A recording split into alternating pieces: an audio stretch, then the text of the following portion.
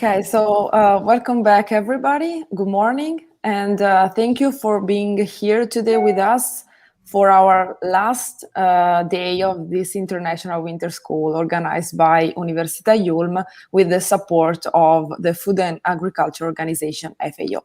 So I will leave immediately the stage to Professor Vincenzo Russo, who you already met yesterday, and today we will talk about neuromarketing and neurogastrophysics. So please, Professor. Thank you, Paola. Welcome to everybody. Good morning. So for me, it's a very great pleasure to have the possibility to explain the meaning of a new word for our student, new word in the professional field, like neurogastrophysics. Is a little bit hard to this word that is very interesting because we talk about the neuroscience and the application of the new techniques of study of the reaction of the people when there is some stimuli like food or advertising or packaging, using a neuroscientific approach, using a neuroscientific tools. This is a very new area for us, for me, for my team. I'm a psychologist, and I teach in this university from a long time, 20 years in this university. And during the last 11, maybe 12 years, I changed completely my approach to study the consumer behavior. I used for a long time traditional instrument like interview, questionnaire, focus group, in order to understand the real motivation, the real reason about the consumer behavior, in particular the food consumption. But when I use this traditional instrument, I analyze only the opinion of the people, not the emotion. And we know that if we sell something, we sell with the emotion. So for me, it's very important to analyze the emotion. And now with the neuroscientific approach, with the neuroscientific tools, it's possible to analyze the emotion directly, because we can use, for example, tools for the analysis of skin conductance or heart rate. And these indexes are very linked with the intensity of the emotion. I can evaluate the emotion with a face reader, a software very useful to analyze the movement of our face, or the EEG, electroencephalographic tools for analysis of our waves in our brain. So is a very new area for us, new area for the professional field, for the business, for the company, and so on. So today we'll talk about two big arguments, two big topics. One is the neuromarketing, another one is neurogastrophysics. I think it's important to understand what is neuromarketing in order to understand the application of neuromarketing in the food consumption, in the field of food and wine, of course. Anyway, I want to share my my desktop and okay.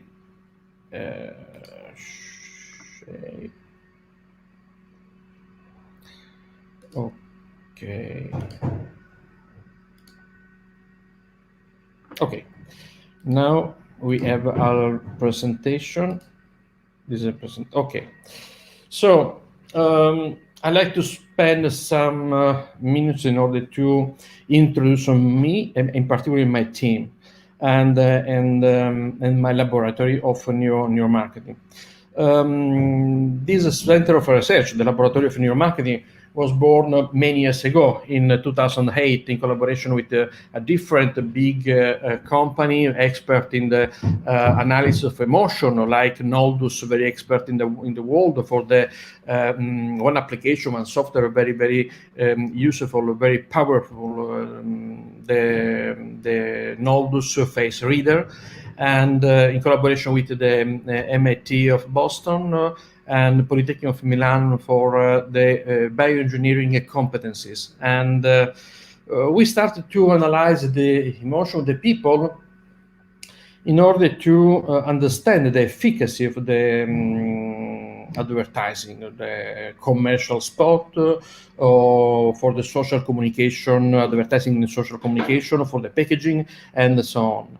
And but I think one of the main application linked with the emotion is the emotion that we have when have food consumption. The food is really full of symbolic, psychological, and cultural aspect. So it's very important to use a new instrument, a new approach to analyze the food consumption, the reaction of the people for the taste, for example, or when smell something.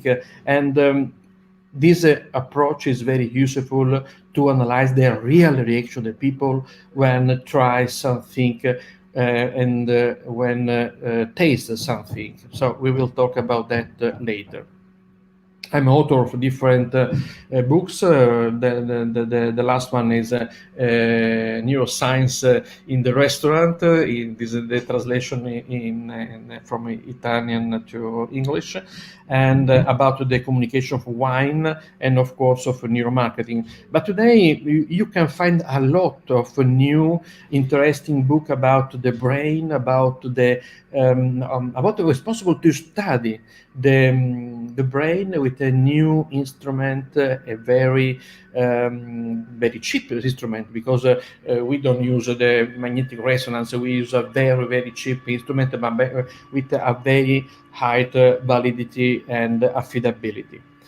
So we can start to a very short introduction to neuromarketing, and then we will talk about neurogastrophysics, and then we come back to neuromarketing, and we will finish with the neurogastrophysics. What is neuromarketing? Well, neuromarketing tools is a methodology to improve every marketing tools, advertising, pricing, communication, packaging, and is a methodology very useful to understand the process of decision making, the relationship between cognition and emotion, and so on. But we will talk about that. So I like to start on my presentation with a very short video. In this video, you can see some tools and the application of these tools of neuromarketing, and some output that we can have from the software of these tools. Of course, I'm talking about our tracking. The tracking is a very interesting instrument for the analysis of the eye movement, or EEG, the electroencephalographic, for the analysis of the activation of our brain, and so on. So in this video, very short, you can see the main tools that we use in our lab, but now is a very normal the utilization of this kind of tools in every agency of marketing expert, also in neuroscientific approach to the marketing.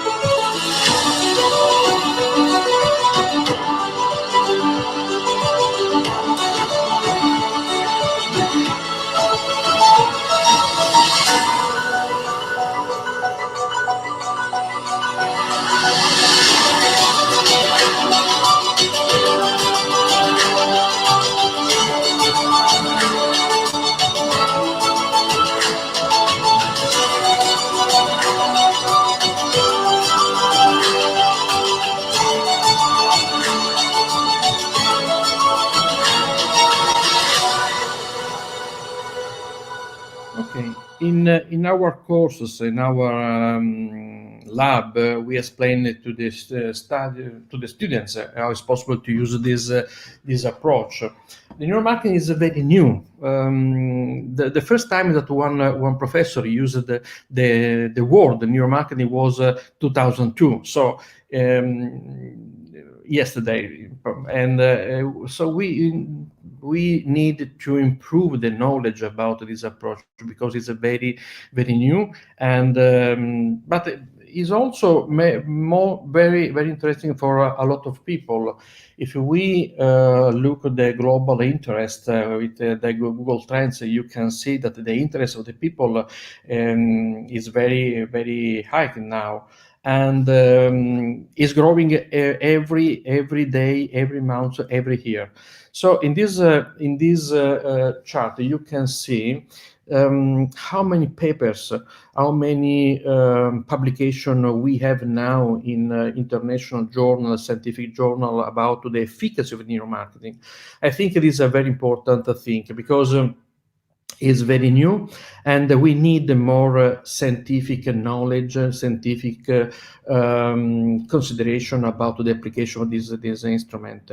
As you can see, the number of publication in the world is growing every year, and with our teams, we improve every years the numbers of papers you can see in the graphic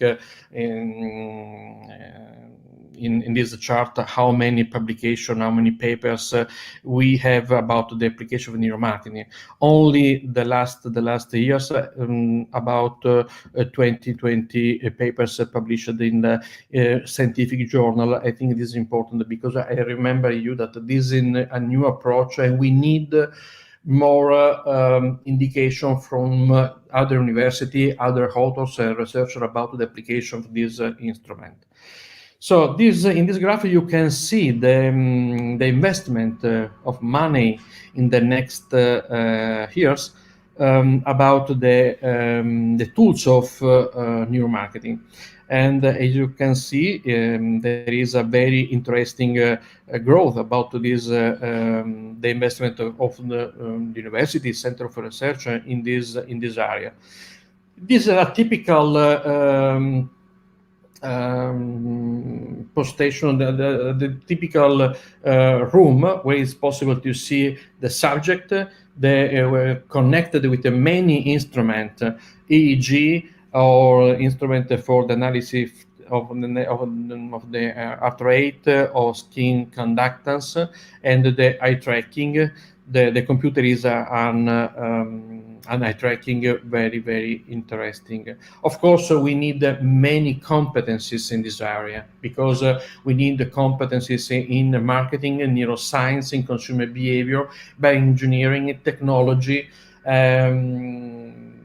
artificial intelligence too, competence in psychology, communication, and behavioral economics. The behavioral economics is a very interesting area of studies about the real process of decision making that the people have in their life, not in abstract way, but in the life. A very interesting approach. Maybe we will talk about the behavioral economics this afternoon with Professor Sacco.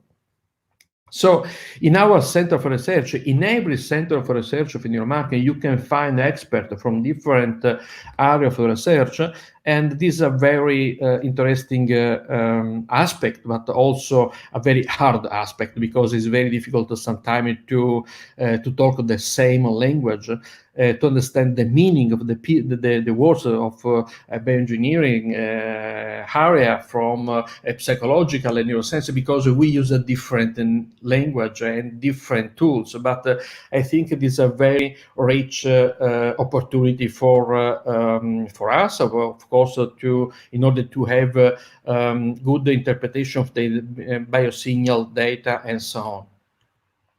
Anyway, if we wanted to analyze which kind of tools we use in neuromarketing, we can divide the tools in two big areas: the biometrics tools and the neurometrics tools. The biometric tools are facial expression or face reader, and instrument for the analysis of skin conductance. The electromyography. The electromyography is a very interesting tool. They're useful in order to analyze the movement of our muscles, of the face, for example, or the other part of the body. And the movement of the muscles is linked with the arousal, the activation, the physiological activation, and also is linked with the stress.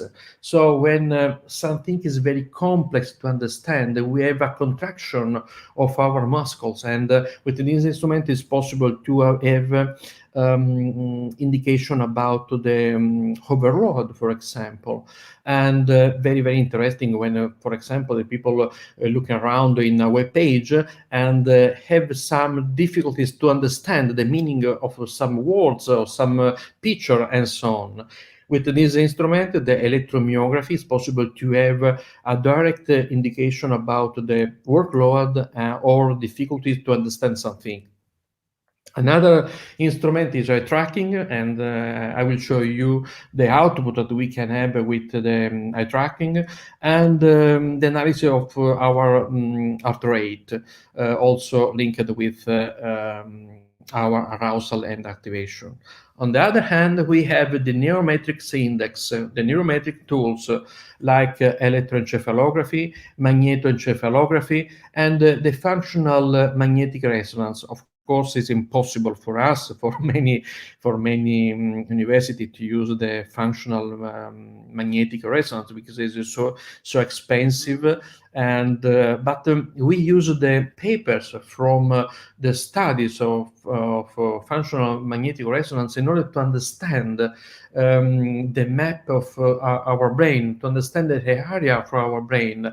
And in this way, it's possible to use very simple and cheaper tools in order to understand why we have the activation of this 1 hour of our brain. So it's more important to have indication from the studies from functional magnetic resonance in order to understand better our brain and the function of our brain. So this is the representation of the main instrument and tools that we use in our center of research. And I will show you the output later. And I remember you that we work with the companies. And this is a very interesting approach because it's possible in this way to have a concrete indication about the efficacy of the communication, the marketing, and we explain the result of this approach, this project to the students in order to understand better. It's possible to use the neuromarketing in the business field, in the reality, in the life. So, but I remember you that our goals in the publication, our goal is to improve the knowledge about neuromarketing, the neuroscience in the business, because this approach is new. It is important to share common knowledge, methodology, indexes, and so on.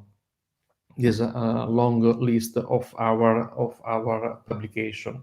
I think in this area it's very important to have a collaboration, international collaboration, in order to share the main approach, the main methodology, in order to share knowledge and ideas about the correct application of these tools. So for this reason, we have a very long list of collaboration in USA, in China, Russia, Spain, India, Poland, and so on.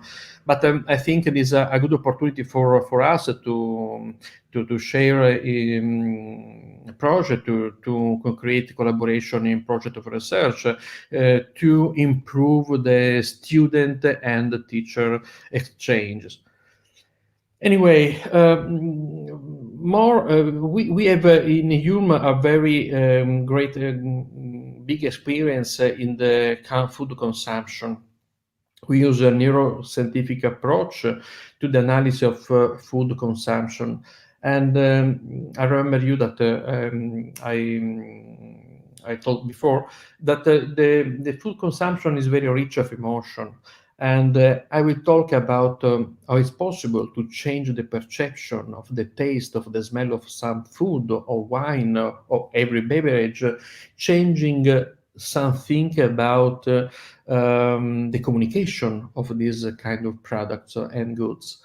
And this is Neurogastrophysics. I will explain better later. Anyway, in Yulm, we have a very great experience in the food consumption. We have a master in food and wine communication. We have a master in food design in English, and we spend a lot of our time in order to improve the marketing of food and wine using classical and traditional research, like the use of questionnaire, a focus group, and so on. But we use also a neuroscientific approach to analyze the real reaction for the people when taste something, when they look food advertising, or when they look the food packaging.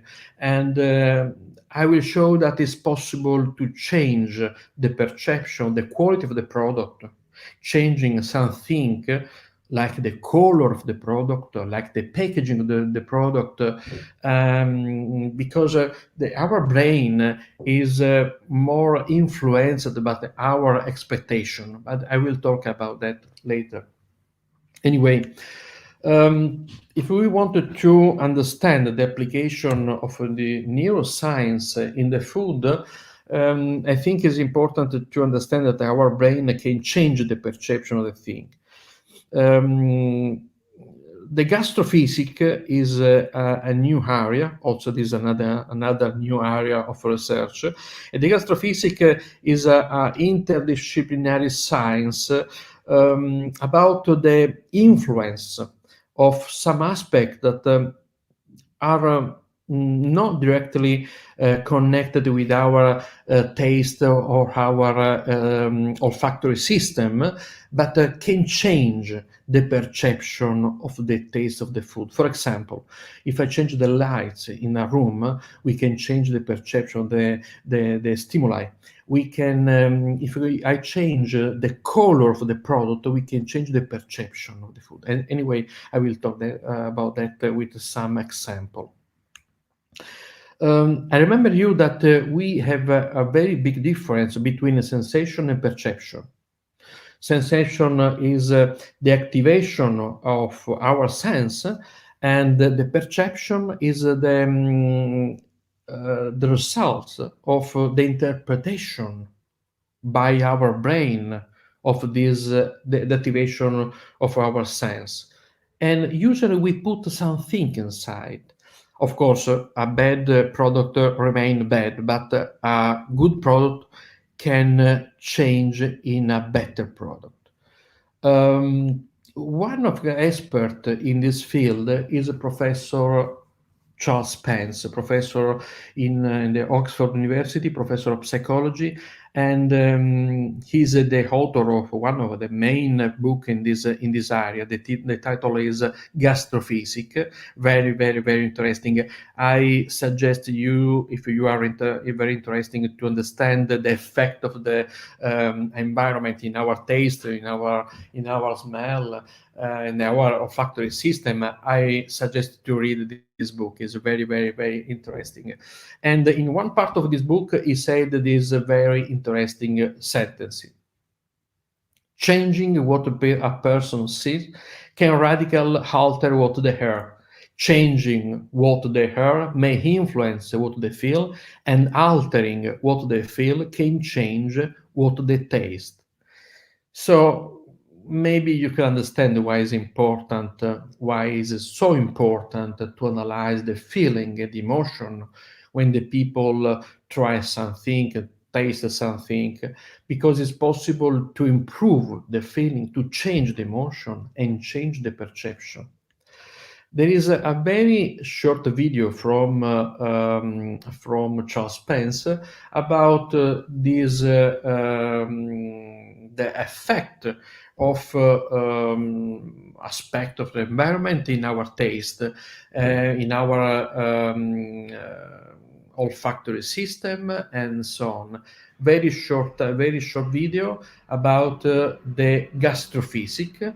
And I remember that we use the neurogastrophysics terms. So the gastrophysics is a science that permits to understand the effect of the stimuli, external stimuli like lights and so on, in the perception, the taste and the smell of something. And the neurogastrophysics is the application of neuroscience tools to understand which part of our brain is activated from this kind of stimuli.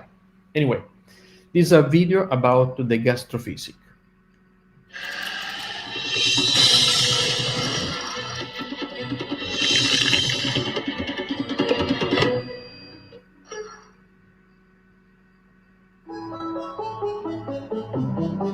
When I arrived at Oxford University back in 1988, psychologists were studying sight in one lab and hearing in another. And I thought to myself, well, that doesn't make much sense, does it? Historically, neuroscience and psychology has always explored the senses separately.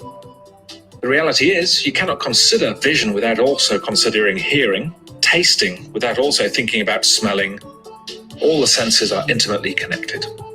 Multisensory perception turns out to be the norm and not the exception. So this new cross-modal way of thinking, this sense exploration, is leading to much richer multisensory memories and experiences. And beyond that, we have a whole generation of young people who are interested in this almost synesthetic connections between their senses and the surprises that might bring. Today, more and more brands are investigating sense exploration, and they're taking their notes straight out of the neuroscience textbook. In science, the principles we live by are to be aware of sensory dominance, to maximize the superadditive, and to minimize the subadditive or incongruent.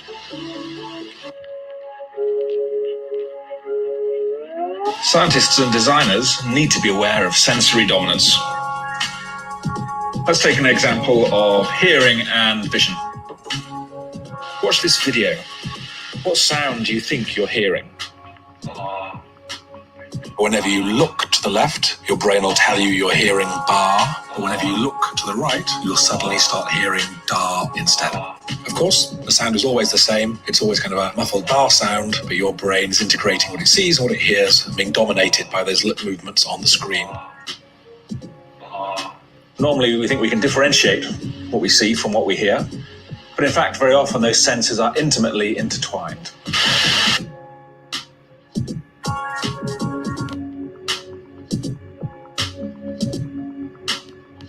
I've found that one of the best places to study multisensory interaction is food. Diners and restaurateurs are always surprised to learn that higher-pitched music will bring out the sweetness in a dish, whereas playing lower-pitched, more brassy sounds will accentuate the bitter notes instead. We're in a constant state of evaluating signals and avoiding noise. However, if two of the senses are activated at the same time, and the brain confirms it's worth paying attention to. This is what we were playing with the sound of the sea experiment, when people are tasting the seafood and their experience is enhanced by the sounds of the sea playing in the background. In the world of sonic seasoning, sound really is the forgotten flavor sense.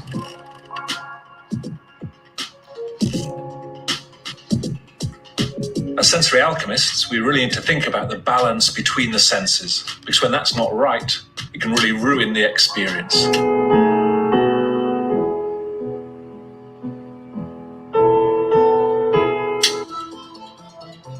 Another everyday example of subadditivity is when we're watching a movie and the voice that we hear has been badly dubbed. I can't help you. Go. Leave me. There's no use. No matter how hard you try, it's a distracting and unpleasant experience. Another example of subadditivity, but this time one that's been used deliberately, is when the marketeers have decided to change the colour of a drink, say something like a raspberry-flavoured drink. They make it blue. Raspberries aren't blue, so it's incongruent. It may be subadditive, but nevertheless it captures our attention. That blue just stands out in amongst everything else. We're all hungry for synesthetic connections. After all, the total work of art is to be in a space where all of your senses are stimulated simultaneously. A sense exploration arms us with capabilities to enhance our experience. What new connections will we discover?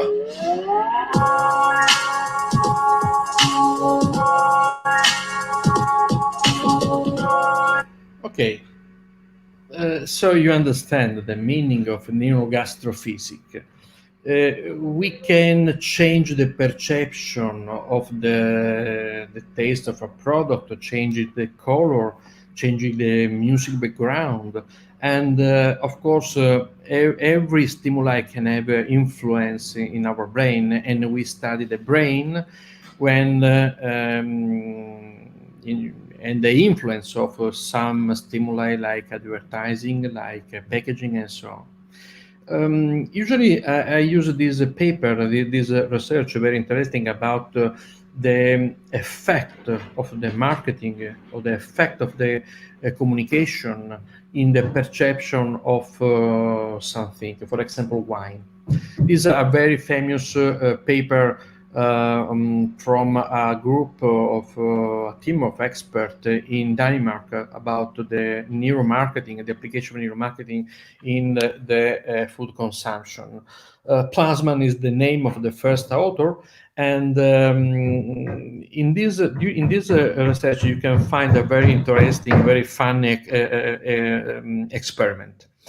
They offered two kind of wine, two glass of wine, to a group of non-expert, very expert in the wine tasting, and they say this is a very expensive wine.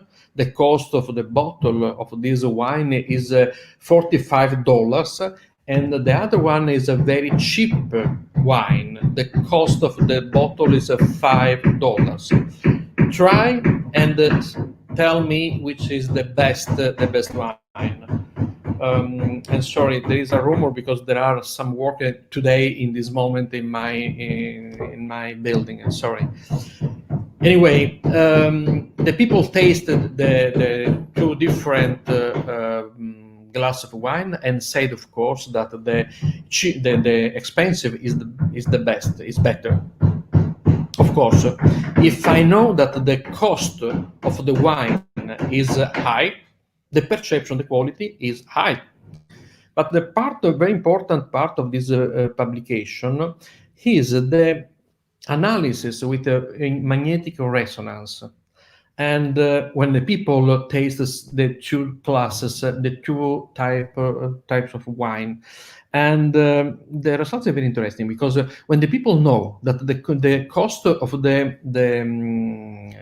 wine is so high, the reaction of one part of the brain, the name is medial orbital frontal cortex. You can see in yellow in this picture. This part of the brain, the medial orbital cortex, prefrontal cortex, is very important because it's a little part in our brain dedicated to the placeness of taste and smell.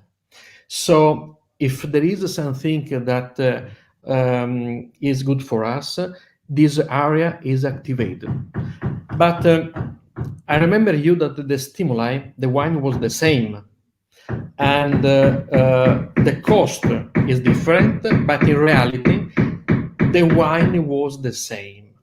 So with the same activation of the taste of the people, and the olfactory system, we have in this publication that if people know that the cost that the wine is expensive, we have more activation of the part of the brain dedicated to the analysis of the pleasantness of the wine. And as you can see in this part of the graphic, the reaction, the activation of this area is in green. And when the people know that the cost of the wine is so expensive, and when the people know that the cost is cheap, we have less activation in this part of the brain. But I remember you that this part of the brain is linked with our taste system and with our smell system. And the stimulation is the same. If we say that the cost of the brain, the wine is so high, for example, $19, compare $10, the activation of this part of the brain is very incredible. So maybe the perception, the quality is so different only because we have, with the information about the price of the wine, we can activate one part of the brain in more with a more activation or less activation. So for this reason, it's very important to use the neuroscientific approach to understand the efficacy of expectation created by the advertising in order to understand the perception, the taste and the smell of the product. Of course, now we know that this part of the brain is very, very important. So thanks to magnetic resonance, we know that if we can activate the ventromedial prefrontal cortex, maybe the people can have a different perception of the product. I remember always that a bad product remains bad, but a good product can change in a better product. This is very important in the area of marketing and the study of marketing, because with the marketing tools, with the marketing solution, we usually want to improve a different perception of the things and the goods of the people, and or the correct perception, for example, of the product. For example, if I use a bad packaging but the product is good, of course the perception of the product really is so different compared to the use a better packaging for the good product. Anyway, if we want to understand why it's important to use a neuroscientific approach also in the food consumption, but in every kind of consumer behavior, we can talk about our brain, about our decision-making process, and our cognition, and the relationship between cognition and emotion.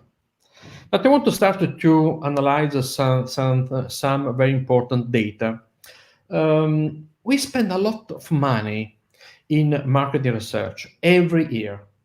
About in the investment in the world is about $46 billion every year in order to understand if it's possible to sell one product put the product in the market, and is a very big investment. And so if we spend a lot of money, maybe we are so sure about the efficacy of the product, but the results are not so positive, because if I take a paper from Nielsen, Nielsen is one of the main company in the world about the marketing research, in a very interesting report about the efficacy of the launch of a new product in West Europe, you have a very strange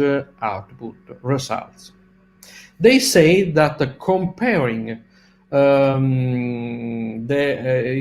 if we consider that in a very short period from 2011 2014, we have 8,650 new products in the market in Western Europe. And after only 1 year, we can find of these 8,650 products, only 1% in the market. The other go away from the market because no one buy this kind of product. So this is a very big problem, because I'm sure that these products are studied with traditional classical marketing research. So where is the problem? Maybe because the problem is that the people say something and do another thing. we know that there is a very big gap sometimes between the results from marketing research, the data from marketing research, in classical marketing research. When I talk about the classical research, I talk about the use of interview, questionnaires, and focus group, using a rationalistic approach in order to ask to the people why you buy this kind of product, what you want in a rationalistic way. But remember you that the selling out many times is so different. Why so different? Because there is a very big difference between the activation of the brain, the emotion, and what the people say.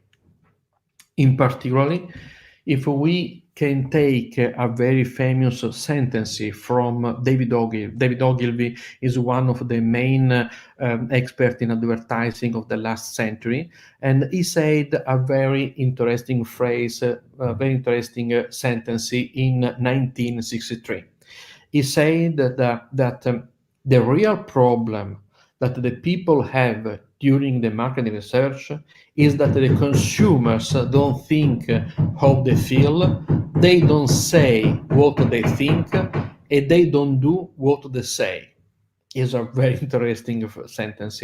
But in this sentence, there are three indications. The first one, they don't think how they feel. The meaning is that there is a part of our brain as activated without our awareness, is unconscious, and now I don't talk about the psychoanalytic approach about the unconscious, about the brain. I'm talking about the new indication that we have thanks to the magnetic resonance and thanks to the neuroscientific approach in order to understand the function of our brain. And I want to show another video about a very interesting reaction of 5 or 6 main experts in neuroscience to a question of a journalist from the BBC. And the journalist asked to this group of neuroscientific experts, how many part of our brain is activated in a conscious way, and how many part is unconscious. So it's very funny. The response, the output from this group of neuro expert of the brain. So we now know that we have. Sorry. Okay. Okay. Now we know that the 95% of our, I don't know why, okay, there's a problem with my computer, is so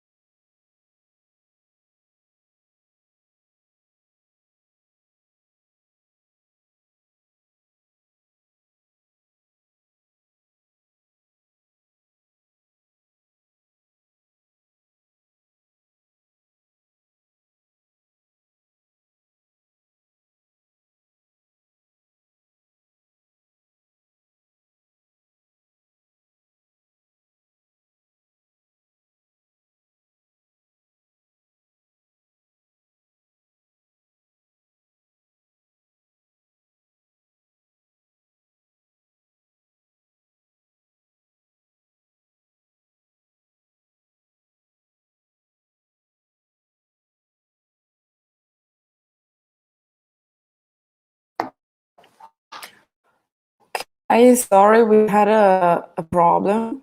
I think that Professor Rousseau had a problem with his computer, so we try to speak with him and to see if he can come back. I'm sorry for this interruption, so please have a little patience. Just a second. We are trying to see what happened. Okay, maybe. Okay. In the meantime, I saw that in the chat you wrote about the email we wrote you that we sent it. So please check your email, and you should be able to see the email. If not, please write to the international.affairs.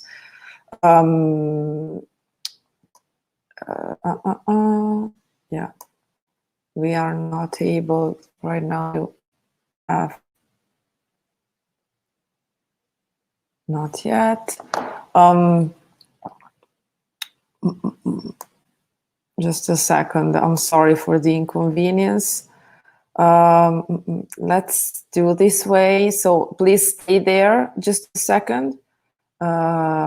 We will show you the main screen while I try to call Professor Russo. Okay, so stay there just a second.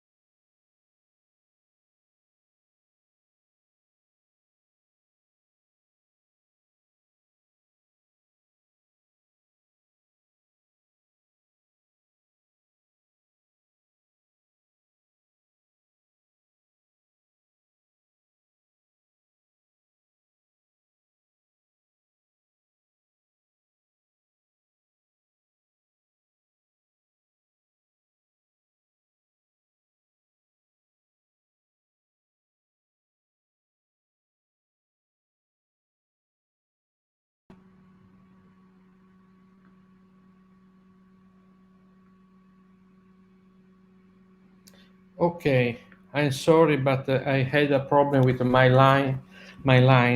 account. Now I have another account of internet. Sorry, I can share again my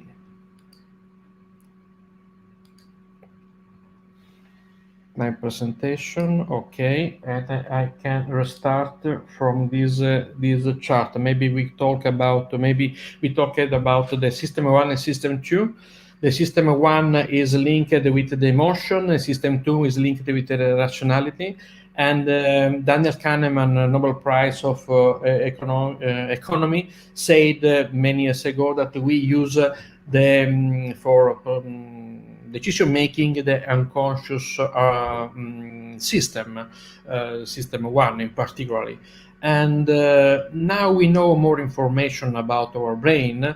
If we look at this chart, we can see the limbic system, the mammal brain. The first definition was this one, but now in a scientific approach, we can use the scientific terms. The name is limbic system. And the limbic system, you can find a different area of our brain dedicated to the emotion. For example, we have the amygdala for the negative emotion, but we know that a little part of this amygdala is linked with also with a positive emotion. We have the insula, where you can find the activation when we have a negative emotion like the disgust, and we have a nucleus accumbens for a positive emotion. We have also in this area, the limbic system, the hippocampus. The hippocampus is linked with our memory. So memory and emotion are in the same area of the brain. So maybe for this reason, when we have a very strong emotion, we remember the stimuli, we remember the experience for a long time. Anyway, now, thanks to one of the main experts of the limbic system, Joseph Ledoux, we know that every kind of activation of our sensation of a sense, the first activation that we have in our brain is inside the limbic system. So we have the activation of the thalamus. The thalamus is inside the limbic system. The thalamus said to the amygdala, take care, there is a very big danger, or no way, you can stay quiet because the situation is good. Anyway, the first activation that we have in our brain is linked with the limbic system, with the thalamus and the amygdala. And the amygdala change our body, improve our skin conductance, our heart rate, change our brain. So in unconscious way, we have the activation thanks to emotion and thanks to the limbic system. In 30, in 12 millisecond, no more. After 500 milliseconds, we have the activation of the rational part of our brain, the sensory cortex. And the sensory cortex can give a more information about the situation and can change the activation of our limbic system. And this is our system of reaction to the stimuli. So for this reason, you can understand another very important sentence from one of the main experts in neuroscience, Antonio Damasio. Antonio Damasio said that we are not thinking machine that feel, we are feeling machine that think. Is a very interesting and funny sentence, but in this sentence we have a very important change of paradigm. We are a feeling machine that can think after 500 seconds.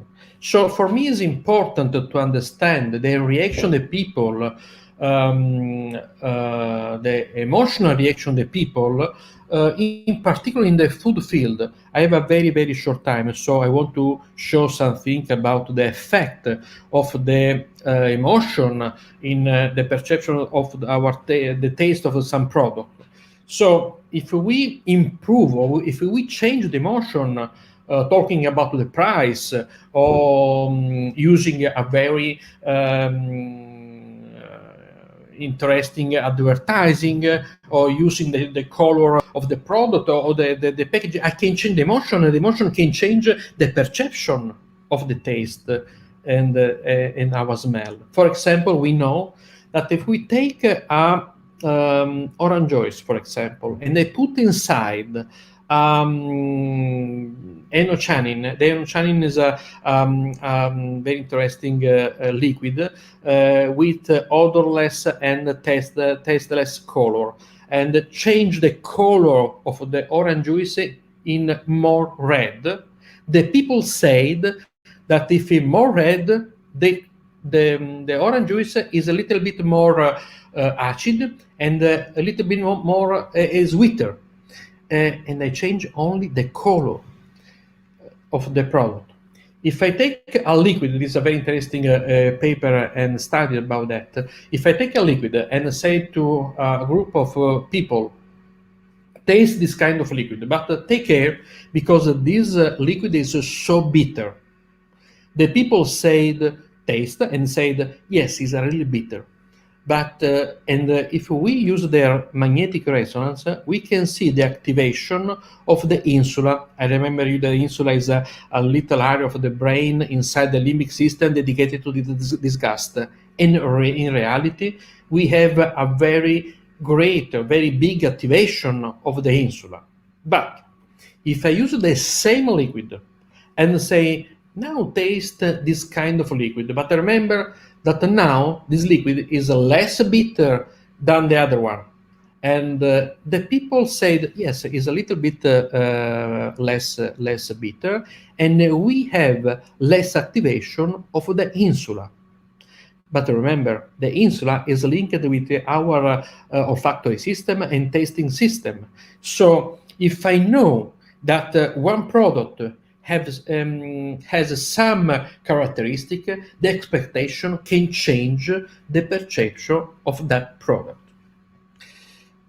So for this reason, you can understand if I use this kind of label, for example, the yellow one, and put this label in a beer, in a bottle of beer, a lemon beer, the people say that there is more lemon than the same bottle of lemon beer with another label, the red one, the red label. So changing the label can change the perception of the product.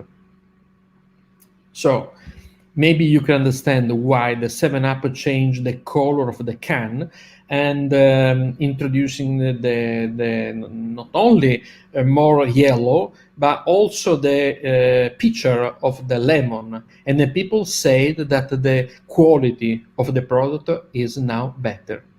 But the quality of the product is the same. They changed only the color of the can. A very, very, very short video about the color and the effect of the color in our taste. And we can offer two kinds of yogurt. In yogurt of strawberry yogurt in a red color, on a yellow color, the typical color of vanilla yogurt. And the reaction of the people is completely different.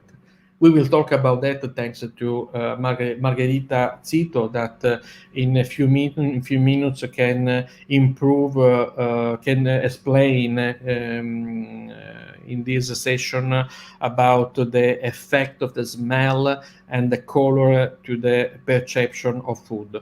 I show the video about the effect of the color and the perception, the correct perception of the taste of the yogurt.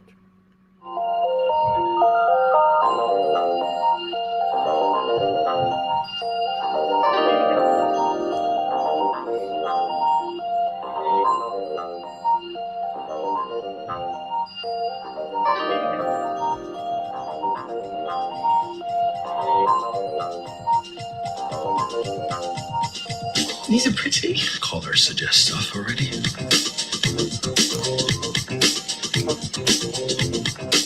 Not really a lot going on there, is there? I think it's just plain vanilla. Vanilla. Vanilla yogurt. Delicious. That is revolting and meant to be strawberry, I guess. Hands down, this is strawberry. Strange one. Fruity. And tangy. That's weird. It's not pleasant to me. Look at this! No idea what flavour it is. I'm not even certain it's a fruit. It has to be. Cherry? Raspberry. I don't know, like a raspberry? Gooseberry yogurt, maybe, I think. Unsweetened strawberry or something. These are mostly based on their colours as opposed to their taste. It does taste like the vanilla, but that would be cheating, wouldn't it? You wouldn't do such a thing, would you? I can't taste anything. Now I'm confused. Some kind of tangy thing. I cannot tell. Okay, Okay, hang on. Maybe that. I don't know. Raspberry. Peach. Maybe peach. Nectarine. Yeah. Peach. Kind of just going on colour, really. The collar might suggest coffee. Yeah, that's a toffee. Can I say toffee again? It's like really plain, but let's just say toffee. It tastes like strawberry or something, maybe. Or not. Vanilla. They taste exactly the same, like completely the same. I can't believe they're different flavors. I call shenanigans. I think it's a trick. These are all the same. And this one's strawberry. No way, so I got it right. Yes! Oh my God, see, can't get one past me. So they're the same. You're kidding. It's vanilla. They are the same. And that one. They're all three same. But you just added colour. Wow.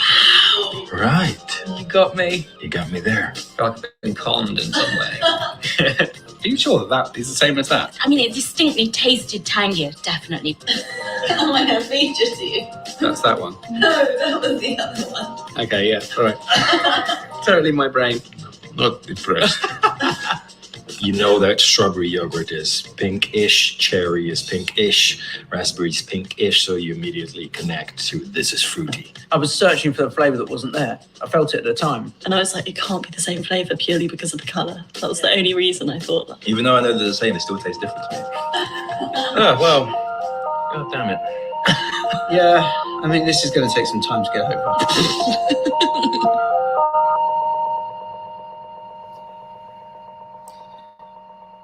Okay, we talk about the color, but we can talk about the music background, and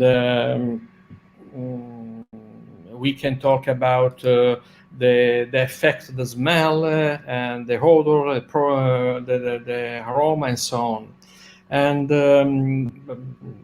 maybe we need more time to explain better the application of neurogastrophysics, but I think you understand now what is the gastrophysics, and now it's possible to analyze the reaction of the people, the emotional reaction of the people using the neuroscientific tools.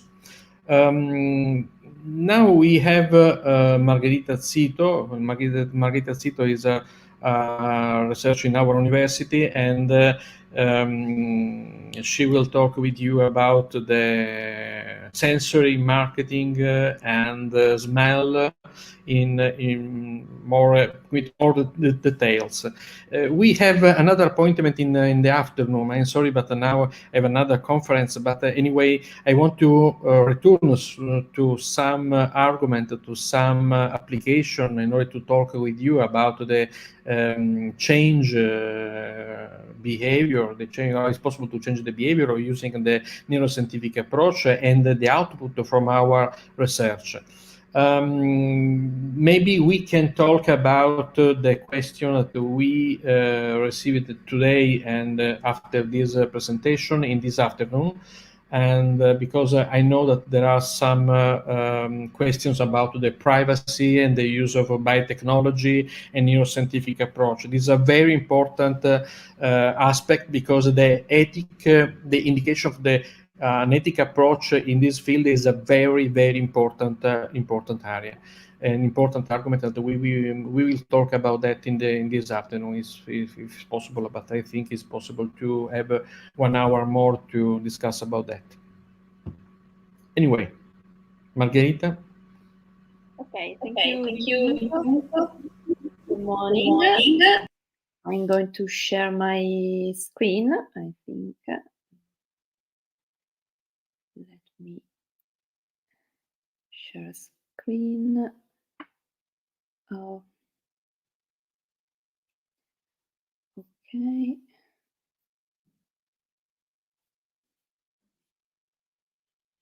Okay, no, I'm sorry. Okay, can you see my screen? Can you see?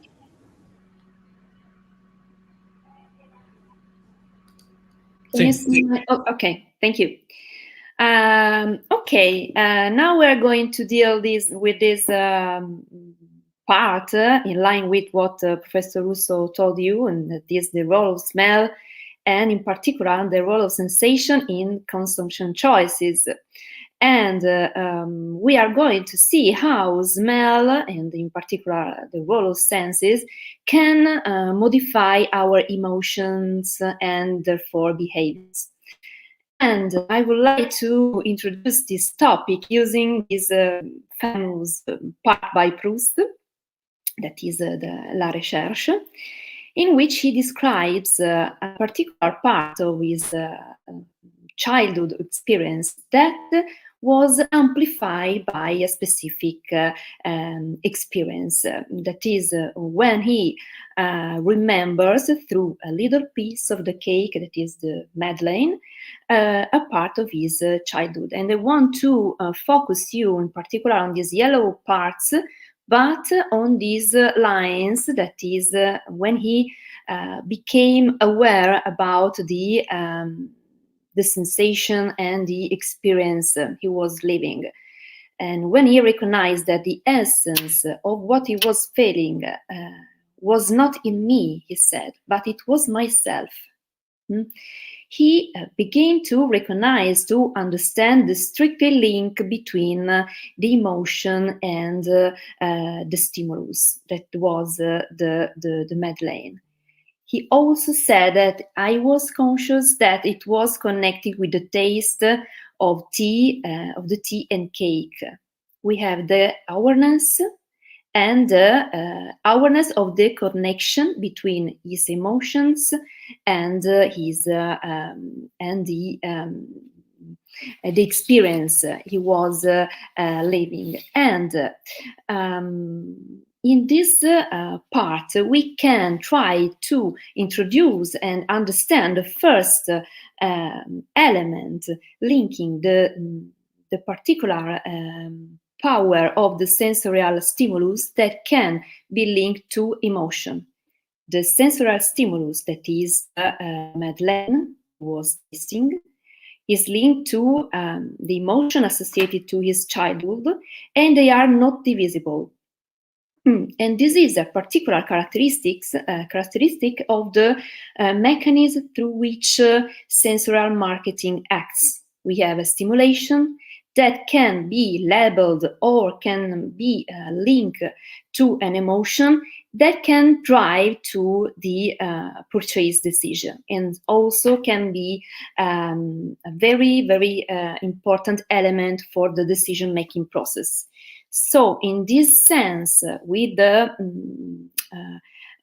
involvement of the secondary sensory cortex in this way, that is the most advanced memory that we have, that distinguishes us from other living beings, we can try to understand the first role of perception in consumer experience, and in particular also in food consumer experience. Okay, and as for the psychological functioning and consumption linked to smell, we can say that odors, fragrances in general, and smells as well involved in particular three main elements that are the social judgment, of course. Through odors, we can make judgment about person or situation we are experiencing. Our interactions are, of course, involved in this process, and also our behavior. How our behavior can be corrupted by odors. Perception is depicted by literature studies, but also by empirical evidences, by emotions. Emotions can be changed, and also our behavior. For instance, when we are dealing and can be involved in different sweet smell, we can have more tolerance to pain, for instance. But also when we, and this is interesting, when we are subject to odors linked to cleaning in general, personal or household cleaning, we can change in better our cleaning behaviors. But in our interactions and social judgment also, when we evaluate the smell, the odor of a particular experienced person, and the person in this situation, the smell can have a role in our evaluation of faces. We can evaluate it according to the type of smell we are judging, the cleanness, the personality, that is a good person or a bad person, and also his or her social status. So the smell and the sensorial stimulation act in a very deep way in our psychological processes. And thinking about the consumer behavior, the fragrance smell in general is recognized to be a very important driver for the decision-making process for the consumer. And different evaluations in the market, of course, areas depict the smell, the role smell, as a form of outcome in which we can evaluate the satisfaction of consumer. How? Because the smell can interfere in the purchase choice by confirming the performance of a product. Think about fragrances you choose, but also refer to fresh food. The smell can confirm the performance of the food or of the product we are going to choose to buy. But the satisfaction is also linked to the use of the product. Therefore, if a smell is considered as pleasant or as the smell we are going to looking for, and then that we are going to choose, we can find that we are satisfied about the product we are buying in. Or also the service, because we are going to see also how smell can be conducted to spaces, and fragrances can be also related to satisfaction in the area of the impact that can have on the brand itself, because the smell can make the brand different and can be a competitive advantage in general. And research on smell is interesting, can indicate also that there are different fields in which the smell can be a driver in the purchasing choice, such as drinks, body and skin care, but also cleaning. We already said this. And the interesting thing is the variance of food, in particular in packaging. You see these particular packaging for coffee.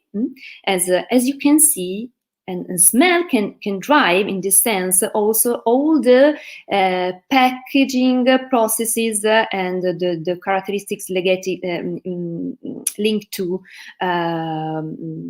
pack in general. Because, as you can see, these little circles and that are put here to make the smell stronger.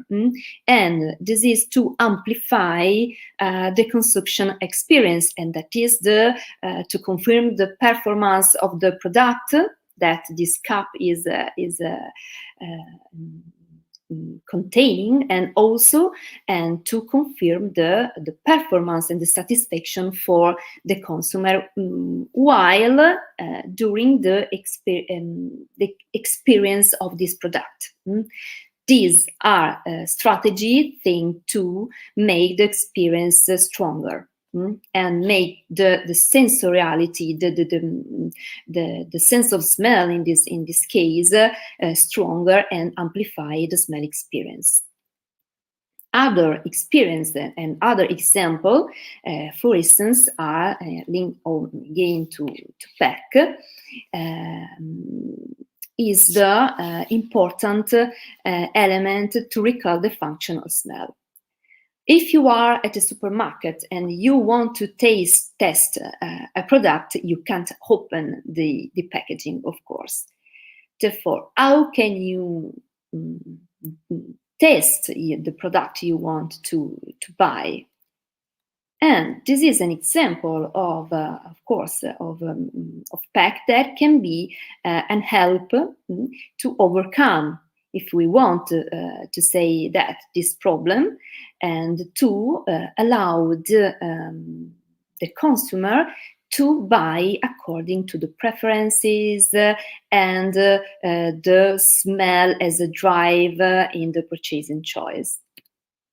Through this little valve, we can smell the product and decide to buy this product through this new form of PEC that allow us to smell the product, not modifying the quality of the product. Another element that I can show you is referred not in food but in this specific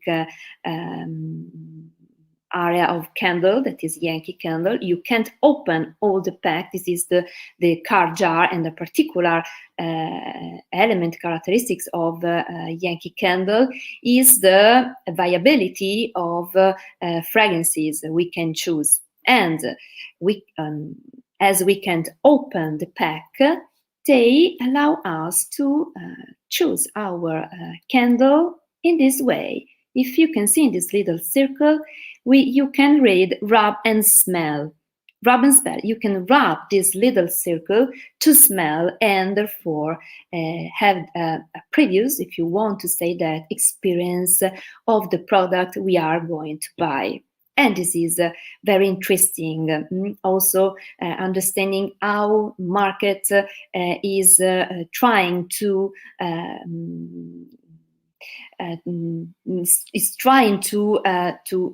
deal with the possibility to act on our sensoriality and our the stimulation of our senses. This is very important since they are, as we told, a driver for our decision-making process. In this sense, smell is a driver, and PEC allows us to be driven in the purchasing choice. And this is very, very interesting, and recognize the role of sensation and senses in our decision-making process. And how smell can be a very element that can drive the purchasing choice. It can be linked, as we talked, to packaging and also to design of product.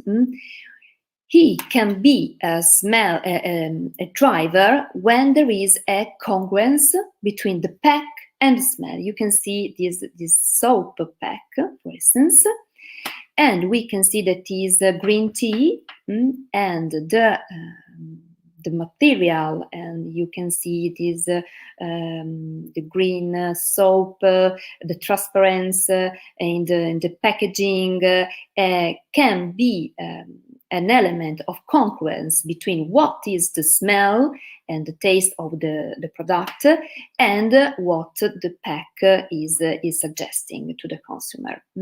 Another element is the possibility to have that the smell can permeate outside the pack, and this is linked to the example of the rub smell I showed you before.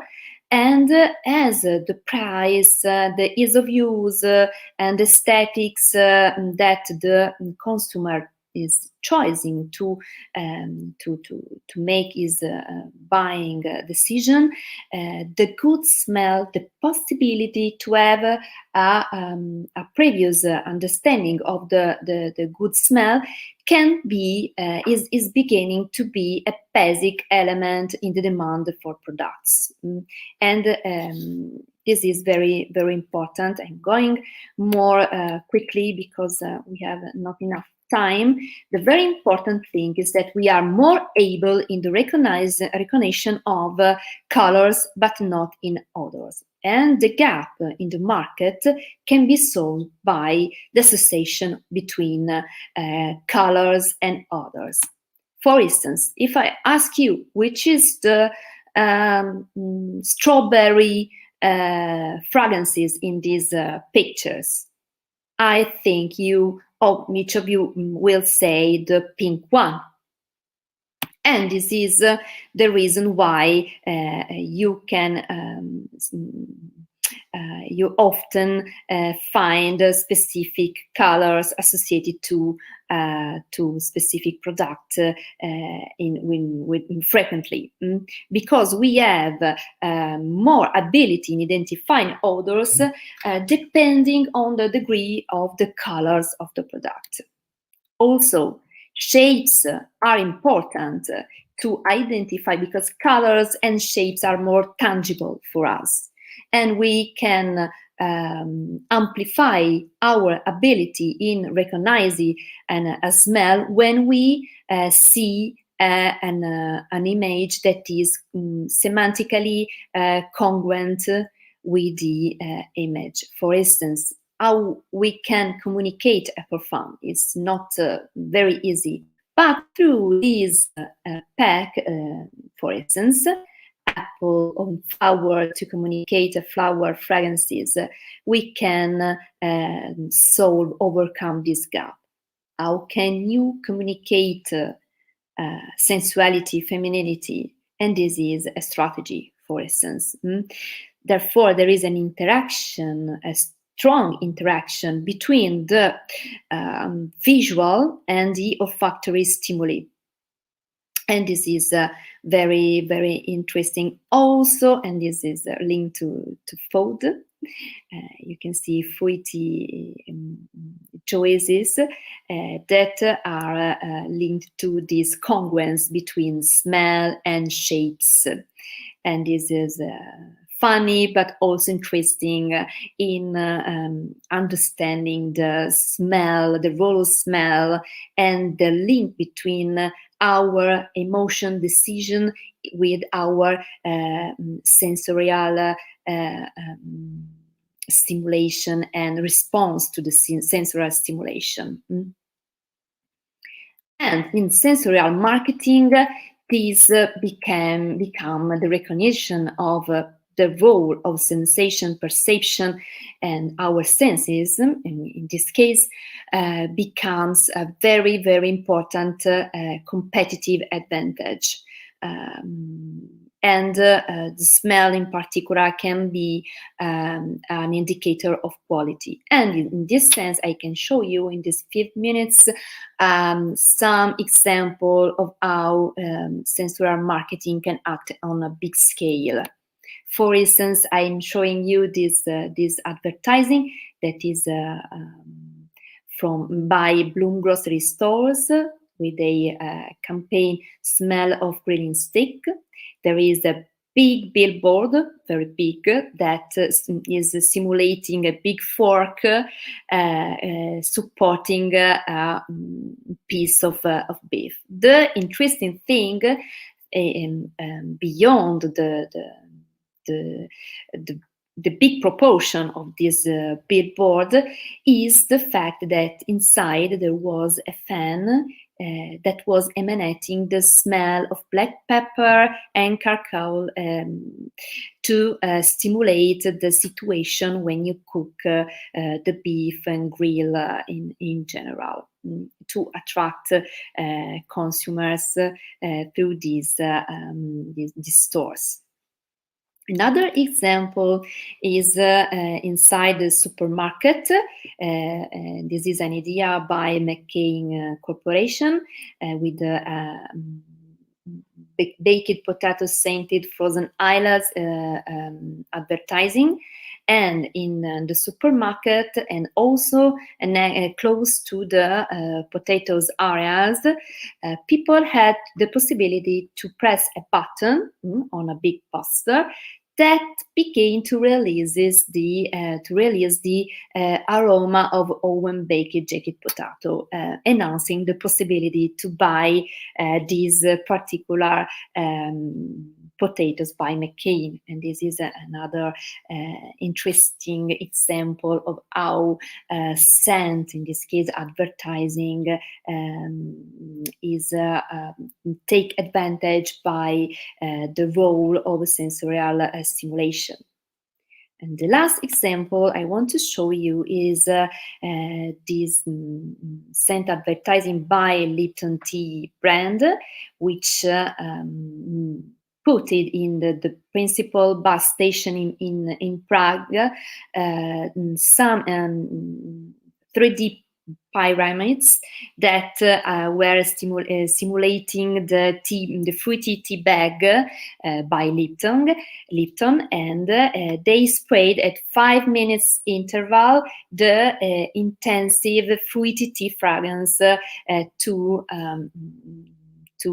show the new product. And this is also interesting, I think. Another little view on PEC and how PEC can use and take advantage by the knowledge and the awareness about the role of smell in the decision making processes are these bag that in this part say drink me, but in the label